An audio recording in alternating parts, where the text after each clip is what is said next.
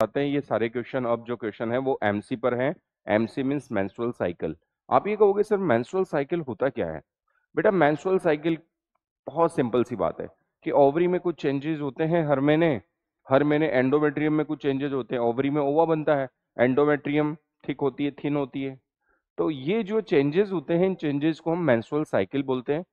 जैसे ओवरी में ओवा बनता है हर महीने।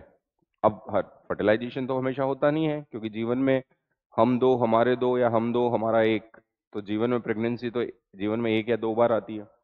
तो बच्चों पढ़ते हैं ना, हम किस में पढ़ते हैं ये सब चीज? रिप्रोडक्टिव हेल्थ में पढ़ते हैं ना आप लोग।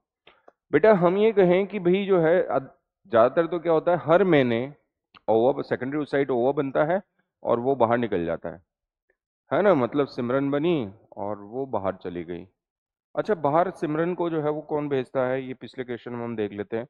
ये जो है यहाँ पर हमने देखा, इस सेकेंडरी साइड को सिमरन बोलते हैं, तो इसको बाहर कौन भेजता है कि जा सिमरन जा, वो एलएच भेजता है, एलएच।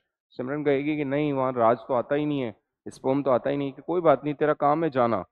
14th डे एक है फिक्स मेंस्ट्रुअल साइकिल का, उस 14th डे पर ये सेकेंडरी साइट बाहर आती रहेगी। ठीक है, चाहे स्पर्म आए ना आए, है ना बेटा। और इसका फर्टिलाइजेशन क्योंकि होगा ही नहीं, मेल पार्टनर नहीं मिलेगा, स्पर्म नहीं मिलेगा, तो ये रप्चर हुआ फिर बाहर निकल जाता है एमसी में, ये सिमरन बाहर चली जाती है। और इसके लिए जो बिस्तर होते हैं, एंडोमेट्रियम की जो लेयर थिक होती है, उन बिस्तर को भी साथ में लेके चले जाती है कि सिमरन इनको भी ले जा। तो हम ये कहेंगे कि सेकेंडरी साइड बाहर, एंडोमेट्रियम की लेयर्स बाहर, और कुछ ब्लड के साथ ये चीजें बाहर आती है, और उसे बोलते हैं हम मेंस्ट्रुअल साइकिल की मेंस्ट्रुएशन फेज।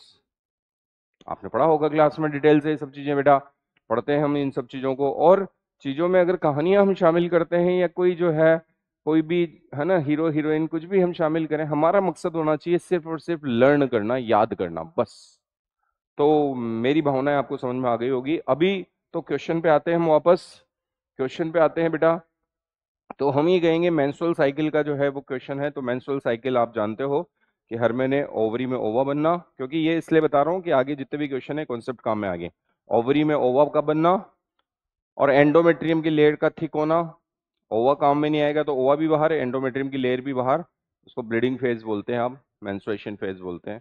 तो बेटा ये जो है मेंस्ट्रुअल साइकिल में अलग अलग फेजेस होती हैं। फिर मेंस्ट्रुअल साइकिल में सबसे पहले जो है हम ब्लीडिंग फेज से देखते हैं, फिर उसके बाद प्रोलिफेरेटिव फेज, जिसे फॉलिकुलर फेज भी बोलते हैं। ओवुलेशन होता है उसे तो ओवुलेटरी डे बोलते हैं।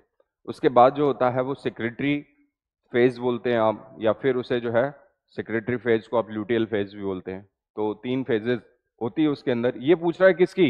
ये पूछ रहा है सेक्रेटरी फेज की।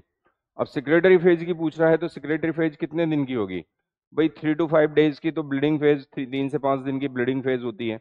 और सेक्रेटरी फेज जो होती है वो सेक्रेटरी फेज अगर हम बात करें तो सेक्रेटरी फेज, अच्छा इससे पहले मैं बता दूं 14th डे एक फिक्स है। 14th डे जो होता है वो 14 डे पर, अगर इसको टाइम स्केल की फॉर्म में अगर हम जाने तो ये लीजिए, मेंस्ट्रुअल साइकिल जो होता है उसमें 1 to 5 days जो होती है वो ब्लीडिंग फेज होती है बेटा, ब्लीडिंग फेज होती है। और फिर अगर हम बात करें, ये ब्लीडिंग फेज है। उसके बाद अगर हम बात करें कि जो है 14th डे फिक्स डे होता है, वो ओवुलेटरी डे होता है। 14th जो डे होता है उसको आप ओवुलेटरी डे बोलते हैं। ओवुलेटरी डे, उस दिन ओवुलेशन होता है, ओवरी से ओवा बाहर होता है। तो इट मीन्स 5 से लेकर और 13 तक ये जितने भी दिन काउंट होंगे अप्रोक्स, तो ये जो होता है ये होती है फॉलिकुलर फेज। फॉलिकुलर फेज क्यों बोलते हैं? क्योंकि ओवरी में फॉलिकल्स की फॉर्म में ओवा बनता है। फॉलिकुलर फेज, या फिर इसे प्रोलिफेरेटिव फेज भी बोलते हैं।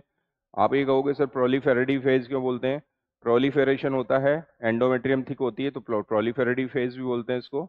और 14 डे के बाद जो है वो क्या होता है कि ओवुलेशन तो हो ही जाता है। ओवुलेशन हो जाता है तो पीछे कुछ चीजें छूट जाती हैं, है ना। जो सेकेंडरी साइड बाहर निकल जाती है, ग्राफिन फॉलिकल की कुछ चीजें पीछे छूट जाती हैं, जैसे थीका इंटरना, थीका एक्सना की लेयर्स जो पीछे छूट जाती है, वो कॉर्पस ल्यूटियम बनाती है।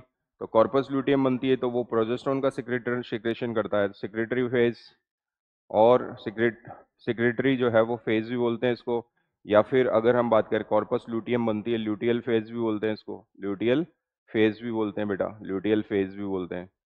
हम ये कहते हैं कि क्योंकि कॉर्पस ल्यूटियम प्रोजेस्टेरोन का सिक्रेशन करती है, बट प्रोजेस्टेरोन प्रेगनेंसी हार्मोन होता है, बट अगर स्पर्म की एंट्री नहीं हुई सेकेंडरी oocyte में, तो हम ये कहेंगे कि कॉर्पस ल्यूटियम बदल जाएगी कॉर्पस एल्बिगेंस में, और कॉर्पस एल्बिगेंस में बदल जाएगी तो उसका प्रोजेस्टेरोन का लेवल, एस्ट्रोजन का लेवल कम हो जाएगा। तो ये जो है 29 डेज में ये जो है, ये जब लेवल कम हो जाता है तो फिर अगला, क्योंकि प्रोजेस्टेरोन की कमी से और उसकी कमी से एंडोमेट्रियम की लेयर्स मेंटेन नहीं रहेगी, एंडोमेट्रियम की लेयर्स हटेगी, रप्चर हुआ, फिर बाहर आएगा, तो ब्रीडिंग फेज, फिर नेक्स्ट जो है मेंस्ट्रुअल साइकिल शुरू हो जाएगा। तो ये होती है बेटा 3 फेजेस। एक तो कौन कौन सी फेज हो गई, एक तो ब्लीडिंग फेज हो गई, दूसरी फॉलिकुलर फेज, प्रोलिफेरेटिव फेज, फिर ये तो डे है, ये तीसरी हो गई ल्यूटियल फेज, सिक्रेटरी फेज। तो 15 से 28-29 तक ये लंबी फेज होती है, ये ल्यूटियल सिक्रेटरी जो है वो फेज होती है। तो फॉलिकुलर फेज जो है, अगर हम बात करें कि फॉलिकुलर फेज जो होता है, वो फॉलिकुलर फेज की अगर हम बात बात करें तो फॉलिकुलर मतलब इसके अंदर जो है, अगर हम कहानी देखें, हमें तो सेक्रेटरी फेज का पूछा गया है, तो सेक्रेटरी फेज का अगर पूछा गया है, तो सेक्रेटरी फेज का पूछा गया है, तो ये 15 से लेकर कितने 28-29 तक हो गई। तो इसमें जो है कौन सा आंसर चला जाएगा बेटा, इसमें आंसर चला जाएगा डे 15 to 29। ये है सेक्रेटरी फेज। थोड़ा लंबा करके मैंने बता दिया कॉन्सेप्ट के लिए, लेकिन अगर डायरेक्ट आप कहोगे कि सर हमें तो डायरेक्ट जो है इसका सॉल्यूशन दीजिए आप, तो सेक्रेटरी फेज कितने कितने कहाँ से शुरू होगी, 14वें के बाद शुरू होगी, ओवुलेटरी डे के बाद शुरू होगी, 15 से 29 तक। तो ये आंसर चला जाएगा बेटा, समझ में।